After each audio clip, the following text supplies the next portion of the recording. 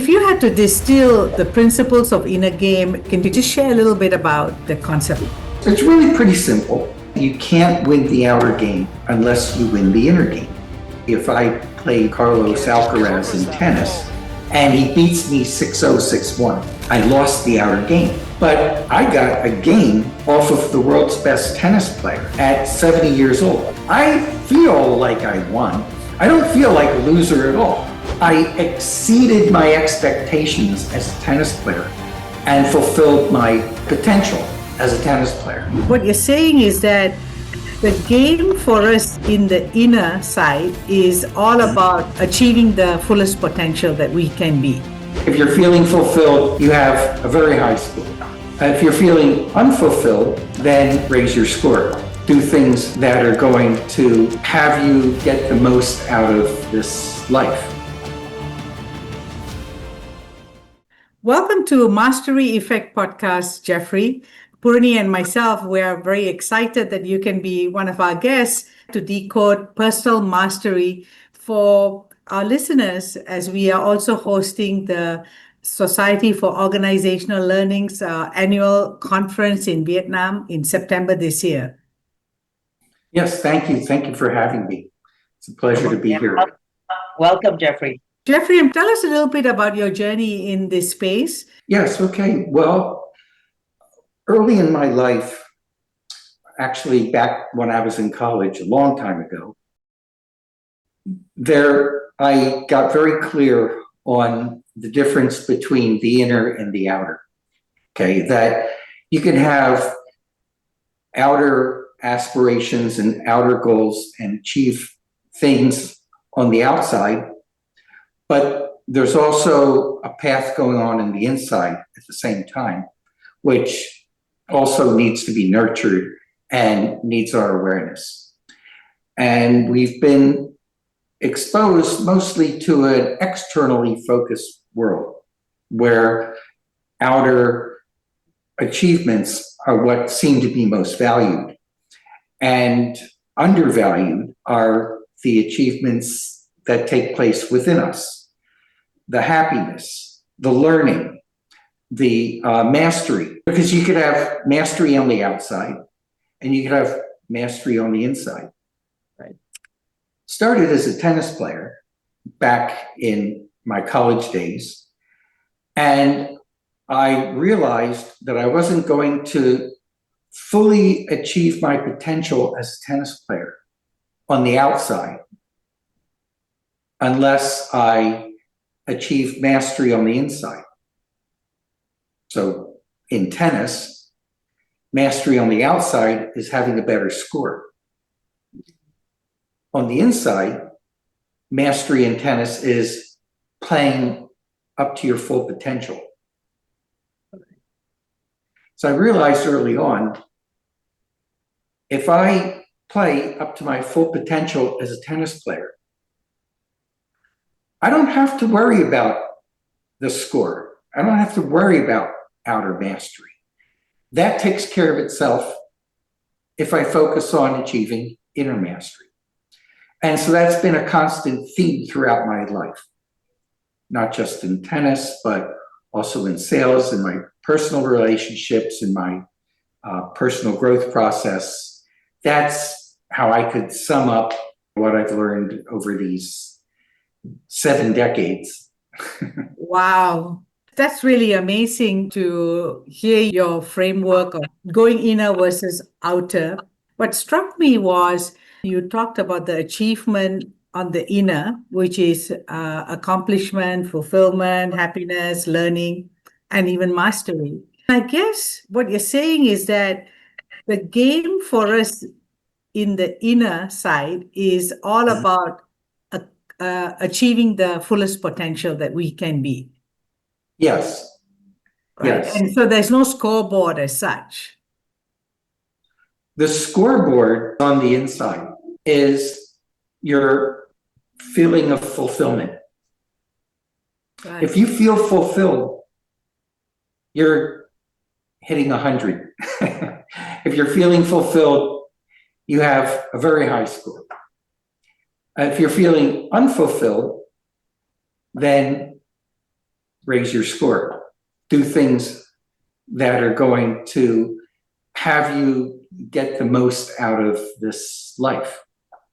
Curious about this feeling of fulfillment, right? Because I don't know whether sometimes that's get mistaken with like I'm happy, like oh I did good. Like what is that ultimately that measure of the fulfillment, right? Because I still suspect that we look outward to validate that fulfillment still, right? So how do you measure still? What's that experience of fulfillment that is truly the inner fulfillment? Well, how do you know when you drank enough water? Mm. You Right. know, you feel fulfilled. You just know. I mean, feelings come with unequivocal knowing. Okay. Mm. If I said to you, I'm feeling hungry. And if you ask me, well, Jeff, how do you know you're hungry? Well, that's a silly question. Of course, I know I'm hungry because that's what I feel. Right. When you're fulfilled, you know. Thank you so much for that. And I know that you are now coaching your little granddaughter who's 5 or 6 to Yeah. become a tennis star. Mhm. And how does that translate to the outer world? So perhaps we can have this conversation about the outer. Yeah, well, it's interesting with children because they're naturally internally focused. So they're going to have fun unless you somehow interfere. So I don't have to give her lessons. I don't have to teach her. I don't have to get her to do things a certain way. As long as she's having fun playing tennis, she's going to figure it out. So one of the things that I did is I'm having her hit the ball very hard and not think about where it lands. And what I discovered is that she happens to have a natural two-handed forehand. I don't know if you know much about tennis, but if you go to a tennis lesson, a tennis teacher is going to show you a forehand to hit it with one hand. They're going to teach you to hit a one-handed forehand, and this is what you're supposed to do. And I just let her do things naturally. Everybody's brain is different. Everyone has different centers of gravity.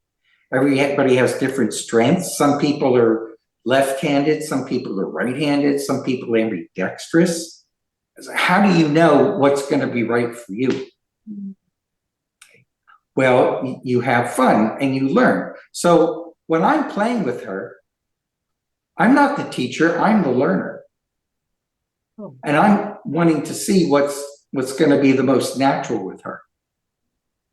And she just has more fun whacking the ball with two hands on the forehand. It's very unusual. Nice. You know, if you there was a very exciting tennis match on television, you know, the French Open, and you see everybody hits the ball differently when they're pros. You have all different kinds of styles. So there's no one right way to hit the ball. So that's interesting because it's almost like a pro comes to a level, right, where they're able to really connect to their own natural style or strength. But maybe when they first started out, they were all said the same thing, right? Learn this way and that way, but somehow they managed to get out of that routine, right? And find themselves and their own style, natural style that fit them. Yes.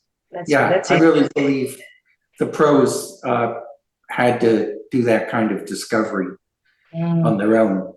Yeah, exactly. Well, that's a very powerful insight. I never really looked at it from that perspective, but that is that kind of that difference, right? The key difference, because somewhere along the way, they had stumbled into that naturalness, that sense of enjoyment or learning for themselves, regardless of what they had been taught while they were young or just starting out. They just connected to that something very inside of themselves, right? Yeah. Wow. Cool. So, Poorani, I'm dying to ask Jeffrey this question about how does he use this in sales and selling? Oh, yes. Well, and I discovered this along the way because I first started out in my professional life after I failed in the pros. I didn't make it as a tennis pro, but I learned so much about high level performance that I was able to take it to sales. And I worked my way up from just a telephone salesperson to be vice president of the whole company, Wow. using this personal mastery of finding out what I'm going to be best at. Some of the things I discovered along the way is that I'm an auditory learner. So I would get cassette tapes. It was a vitamin company, and I would get audio files of all these nutrition experts talking. Right. And instead of reading books, I would listen, and I would retain the information much more. I was selling supplements to doctors, so they're very sophisticated in their terminology, and I had to really know all the biochemistry behind vitamin supplements. So once I did that, my sales skyrocketed and I became the sales manager. That's when I approached Tim Gallway. I went from sales manager to vice president, and as vice president, actually, I approached Tim Gallway and said, let's apply inner game to selling. I already knew the answer was in looking at selling performance on the inside, not on the outside. But this is very counterintuitive. Selling on the inside is not the salesperson's frame of mind. Looking at selling on the inside is the buyer's frame of mind, not the salesperson's frame of mind. That's what everybody gets wrong. Because when I was looking at personal mastery, it's like, well, okay, let's be clear. What's the goal of selling? Well, the goal of selling is buying, not selling. I could sell all day long and not earn any commission, or I could hardly say a word and my customers just somehow happen to buy and I'm rich. Right. Really about the buying. So when I was looking at tennis and telling my granddaughter or myself, let's really focus on the ball rather than my doubts. That's focusing on the outer. That's focusing on the ball. It's focusing on the seams of the ball to stop my self-doubts and to get my body clear on what it needs to know in terms of where's the ball in relation to the racket. Right. So turn that around to selling. What's your customer's decision process? And where might they be stuck? Where might the customer have self-doubts? Where could they benefit from your influence, helping them make the best decision? Because that's why they feel they're talking to you, the salesperson. They want to talk to a salesperson to help them make a better decision.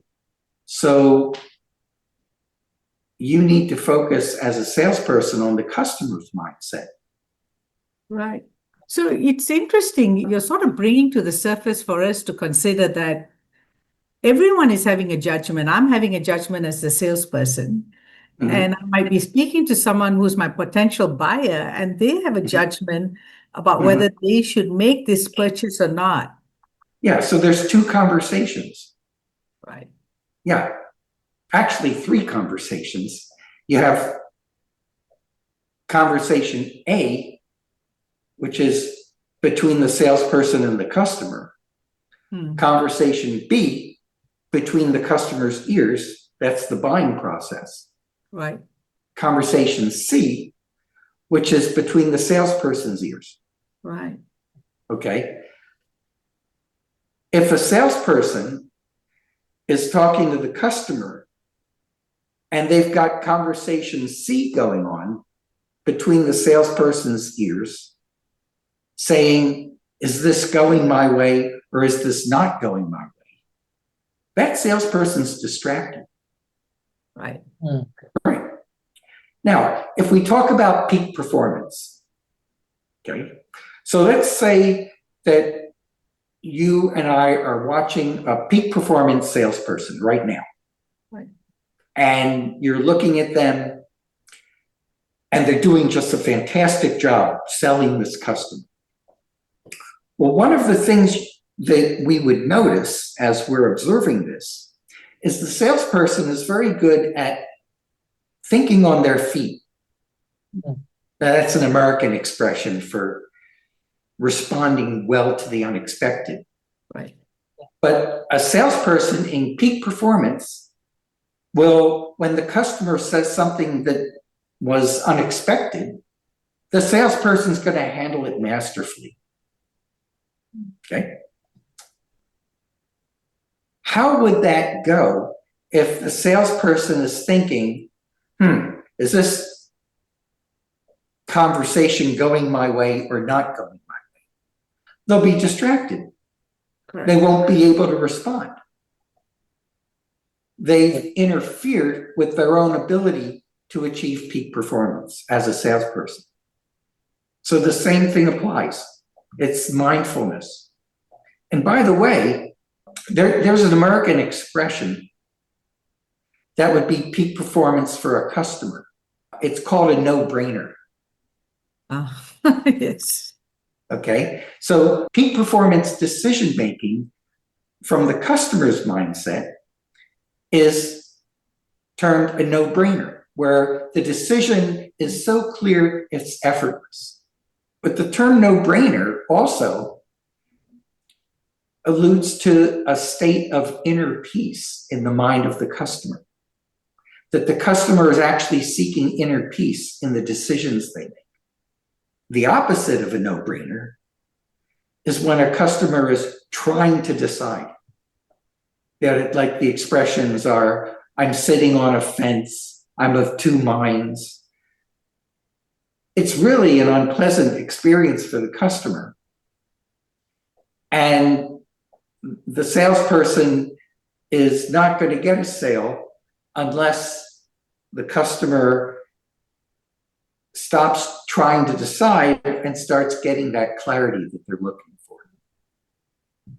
So you have a continuum. Every customer is somewhere between trying to decide and a no-brainer.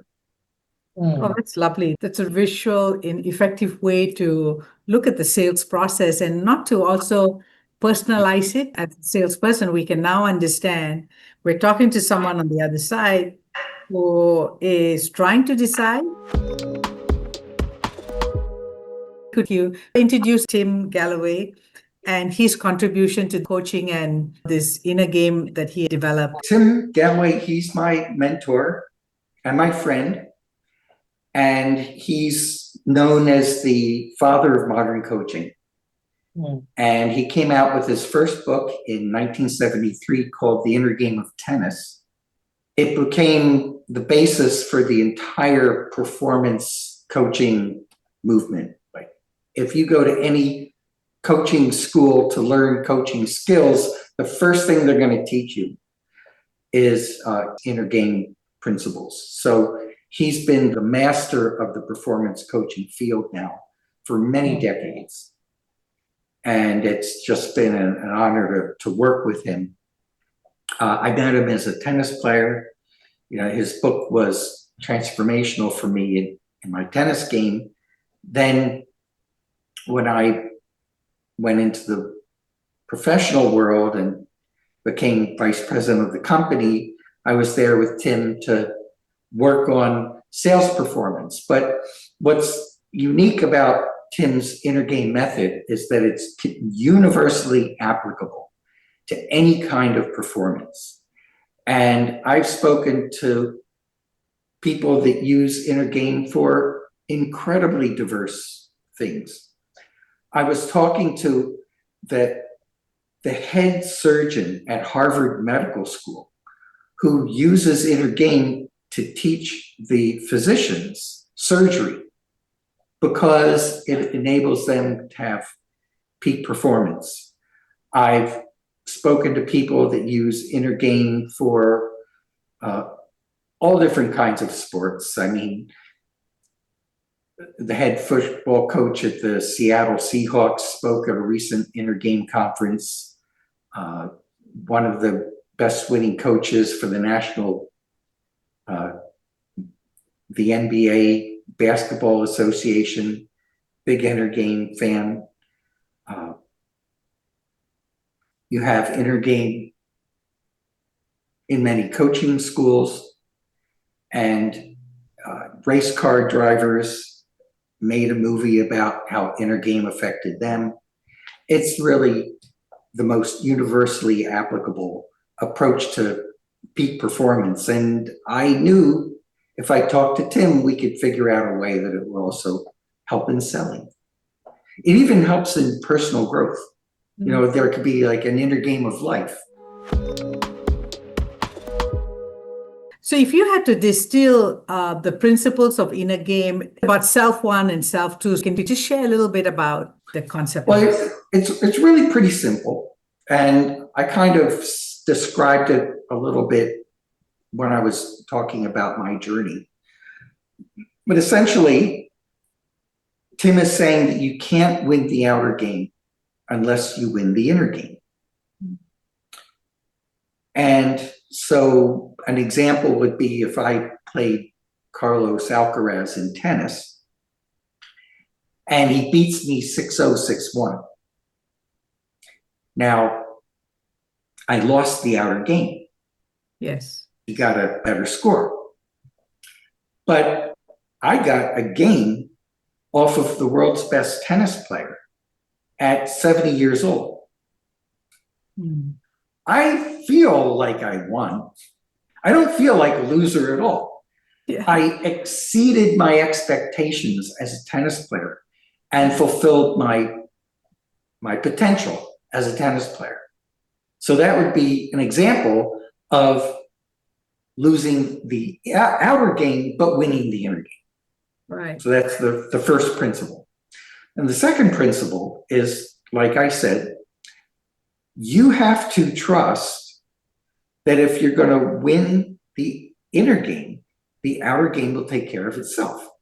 So if I always achieve my best potential as a tennis player, I don't have to worry about the score. That's going to take care of itself. However, and this is the third principle, if I decide to focus on the outer game to get the best score, I'm distracted and it'll interfere with my ability to achieve the inner game. Right. So when we get the three principles, we are ready to make a choice. Yes. You know, Yes. in terms of how do we go forward in life, right? Is it the inner game perspective or the outer game perspective? Yeah. Well, actually, part of inner game is about choice. Because a lot of the decisions we make are what other people would prescribe for us. And it's very hard to determine sometimes what decisions we want and what decisions we're doing to please others. You know, what has been our conditioning? Yes. Conditioning for what we should want and what do we really want? And that's part of winning the inner game of life, is being able to gain that clarity. Poorani, I can see that you're bursting to ask a few questions. If we were really starting to focus on the inner self, what key practice, or where would you start that journey to personal mastery, to the inner game of life? Okay, let's talk about inner game of life. So what's the inner game and what's the outer game of life? If I was to say to you, how's life? You would probably give me the outer game description. You would say something like, oh, things are going well. We're getting a lot of interest in the systems thinking, Society for Organizational Learning Conference, and things are going well here. And you describe to me the different circumstances that are taking place right now and the different things that you're doing. That's the outer game of life. Now, if I said to you, I have to get off this call. I'm sorry, but I just got word that my neighbor got in a horrible motorcycle accident and he's in the intensive care, clinging to life. Okay, that's the inner meaning of life, right? We're talking about existence. Yes. As opposed to the circumstances. Right. So of the two meanings of life, the inner, which is existence itself, and the outer, which is things we're doing during the day, which one is most important? Well, if you're asking me, then we would say the existence, right? Because if that existence is not existing, then whatever else doesn't make any difference, right? Exactly. So it has no. Yeah, obviously. There would be no circumstances of your life. Yeah. You would just be a memory. But throughout the day, what do you focus on more? The inner or the outer? Outer. Yeah, the outer. Yeah. Even though we know the inner is more important. Yeah. Okay. So what do? Tim Gallwey has a term that he calls looking from. Okay. So being aware of the value of life itself and that gratitude and that joy for having it, we can do all the things that we're still doing, looking from that perspective. And it changes how we go about things. The circumstances on the outside stay the same, but we look at them differently. We look at them with a different perspective. And that's, since we brought it up, the inner game of life. Looking at personal mastery and the inner game of life, I was like super curious. Yes. Because I think to some extent, most of us think we already know about the sales life and running a company. And so we've got models and we've got best practices out there, right? And it's so challenging for people, in my experience, when you say focus on the inner game, but they'll say, well, what about the KPIs? What about the profit? I have to focus there. And it's a huge challenge, right? So what do you see as the key challenges that typically someone would face in the journey of the inner game of life, or personal mastery? Yeah, I would say one of the big key challenges is being clear about who you are rather than what people are prescribing for you.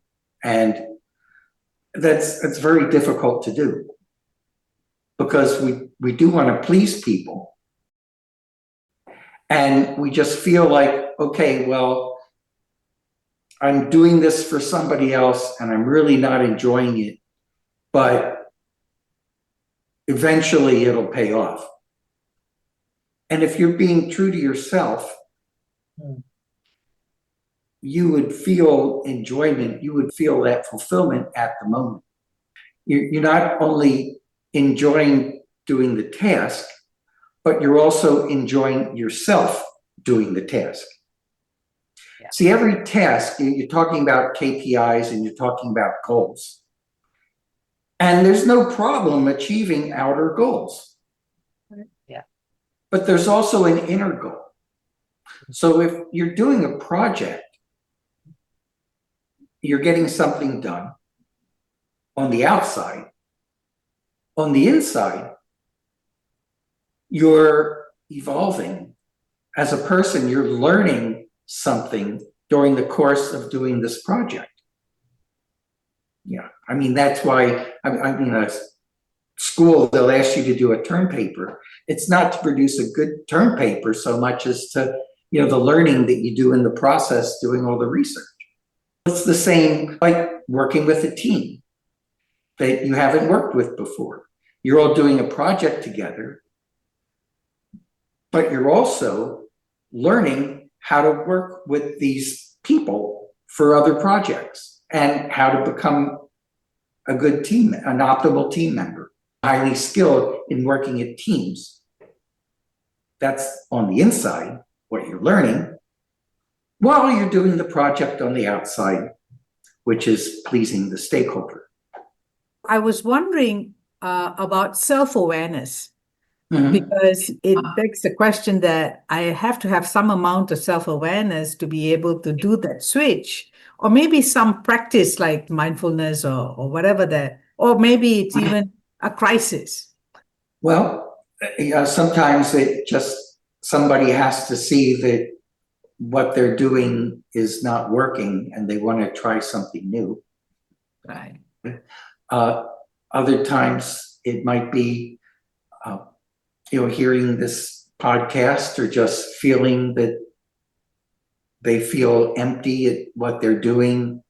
It seems so much stress, and then the project is finally done and it doesn't feel rewarding.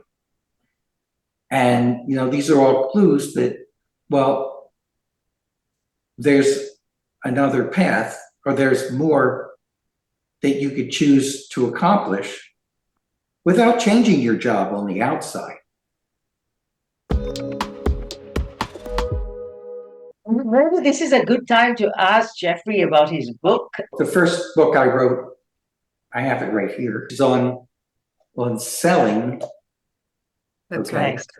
And that's Tim Gallway wrote the foreword, which was very nice of him. The new book I'm writing is entirely different, having to do with meditating, to using a new tool to help people progress from meditation to enlightenment.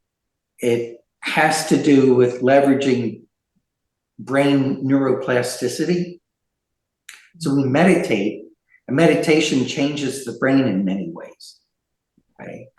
And I found a way that you could speed up that process of evolving your brain by tapping into early childhood memories. And I found this by accident. I wasn't trying to do this. I was actually doing my meditation practice. And one day a childhood memory came to me and it transformed everything. And I'd been meditating for 60 years before I had this memory. And once I had this memory, everything completely changed. It was like instant. So what I want to do is introduce this to the world. For me, it was an accident, but now I can tell people, hey, this really works for meditators to want to go deeper in a more accelerated time period, accessing childhood memories, because I discovered that babies and young toddlers are enlightened. They're in a constant enlightened state. And so that was us. And infants and small toddlers, they found out, form memories. we don't remember them. Mm. You know, our first year of life, the things that happen in our first year of life, because we don't have the right triggers. Well, what I discovered is that since infants and children are enlightened, a deep meditation practice is exactly that memory trigger. And now, when you're meditating, you're not going to do something, you're not going to a new consciousness, you're going to an original consciousness that you already had before. And when it becomes, when you realize that's who you, that consciousness that you go to in meditation was who you were born as. You see, that's really you. That's the real you. And so it's a way of discovering who you really are experientially, because you've had that consciousness already.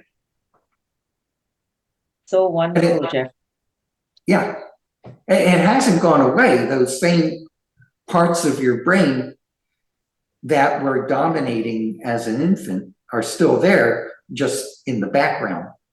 Mm. And you could tap into it through deep meditation.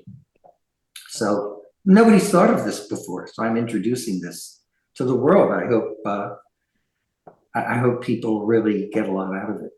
Wow, that's so wonderful to hear. You answered that question that I had to an earlier piece of our conversation about knowing who we really are, right? And Yeah.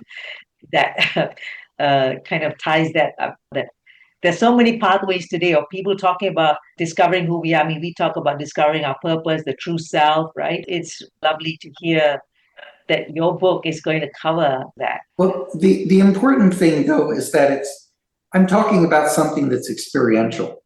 So I just remembered when I was 4 years old, the first time I started having thoughts. And I remember this very clearly because it got me scared that words were coming in my head for the first time. And so I asked my grandmother about it.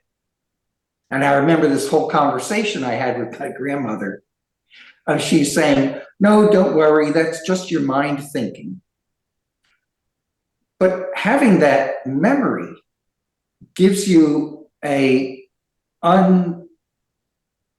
unmistakable clarity about those thoughts imposing themselves in our consciousness 4 years after we were born. So I know that's not me, because I remember when it emerged. So it's really clear from an inner and an experiential standpoint. It's not like I read it in a book. Yeah. And that's why I said it changed everything. There's nothing like learning from direct experience. What you're saying is we go back to our true self, or the original consciousness, really, right? There's nothing new outside of ourselves, but we're just actually reconnecting to the true original self. Yeah. One thing I say in the book is that we have this original self, and then we have this acquired self. Oh. Okay. And the thing I say in the book that's important is don't judge the acquired self as bad, because we need an acquired self. We just have to understand its rightful place. You need an acquired self to decide if you're going to make a left-hand turn or a right-hand turn. You need an acquired self to be able to communicate with people. And I use this analogy in the book. The word splash is not the sound of jumping in water. Two different things. The sound of jumping in water is not splash. Right. But we use the word splash to symbolize jumping in water. the sound. Now, we don't say the word splash, it's fake, it's bad, because we need a way to communicate that to other people. As long as we understand it's not real, it's not really the sound of jumping in a swimming pool. Well, the same thing, there's an original self that's truly us, who we were born as, and has all kinds of wisdom, very important wisdom. As a matter of fact, remember when I said, what's more important, what do we think about during the day, the outer definition of life or the inner definition of life? And we said, well, we're always thinking about the outer definition of life, even though the inner definition is more important. Yes. Well, infants know and focus throughout the day on the inner definition of life. That's wisdom that they have, that we've abdicated, and going and valuing that original consciousness, we gain that wisdom back. Oh, really profound. And I love the use of the word abdicate, right? Yeah. Yeah. Yeah. And so reclaiming that is really also our choice. Yes. Yeah. Which self do we value as truly us, and which one do we choose? There's no right or wrong choice. Correct. Correct. Some people just want to live and prioritize their acquired selves, and that's fine. The key is that you experience both. You can't make a choice without experiencing both and then deciding. What's your definition of collective consciousness? Collective consciousness. Well, shared beliefs, values, moral attitudes that unite people in society. The shared value that I'm talking about here is loving a baby. That's universal.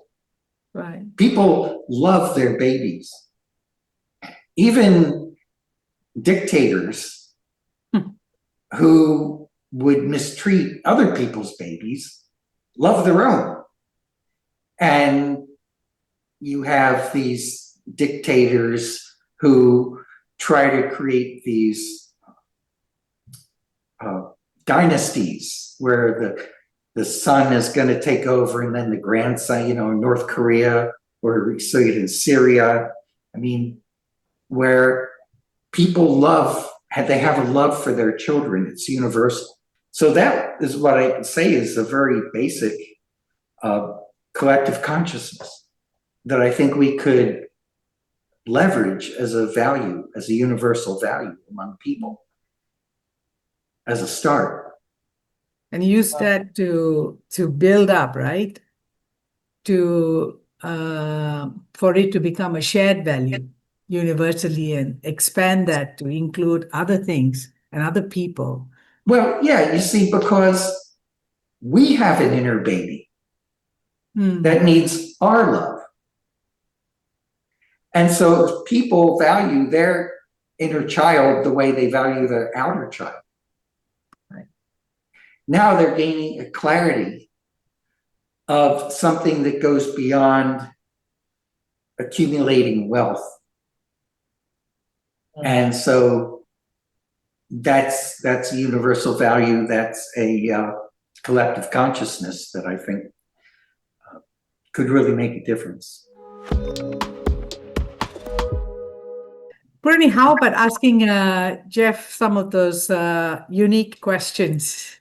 What's one belief about personal mastery that you held 10 years ago that you no longer believe?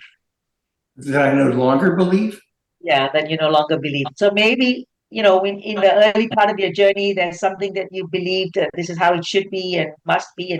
And today, that's no longer how you see it and no longer what you believe. Oh, okay. Yeah, well, this is interesting because one thing that Tim Gallway says is don't limit yourself by your goals. Whatever you imagine, you can go beyond that because peak performance is always a surprise. So, one of the things, I was vice president of this company, and I thought, okay, that's everything. And at some point I realized, this isn't really fulfilling. I don't like the person I have to be sometimes, in order to do this job. And I decided to leave, which is something that a few years earlier I wouldn't imagine doing. But I left because I knew I had a different path. I knew I had to focus on my inner game and what was going to be best for my personal growth and my personal mastery. Wonderful. So at that moment, you no longer believed or held on that by just focusing on the outer game or the focus, that you would get whatever you needed in the inner game to have that sense of fulfillment, and that Yeah. you had to let that go and really take on fully the inner game of yourself, right? And Yeah. let whatever outer game needs to emerge. Yeah. Mm-hmm. Yeah. Okay, I great. realized that, being vice president, was a nice pat on the back. Everybody around me was, acting like, great, I've reached this height, but I didn't feel that I really was fulfilling my own dream. I mean, being vice president was about fulfilling the president's dream. And I had my own dreams. What is that one thing about your daily life that would surprise people? They may be surprised that I meditate 3 hours a day. Oh, for yes, 60 for sure. for 60 years. Really? Wow. Yeah. Wow. 3 hours a day. Yes. Yeah. Wow. That's formal meditation. And then with that, I'm able to do my things looking from, being in that center where I could do other things. As vice president, it was very hard. I did it. It was 2 hours in the morning and 1 hour at night, but it was hard. I had to drink a lot of coffee. If you lost everything today, your reputation, your network, your success, how would you rebuild your mastery from scratch? Well, there's two different things, right? I mean, my reputation and, those things are outer. Those aren't my mastery. Yeah. Yeah.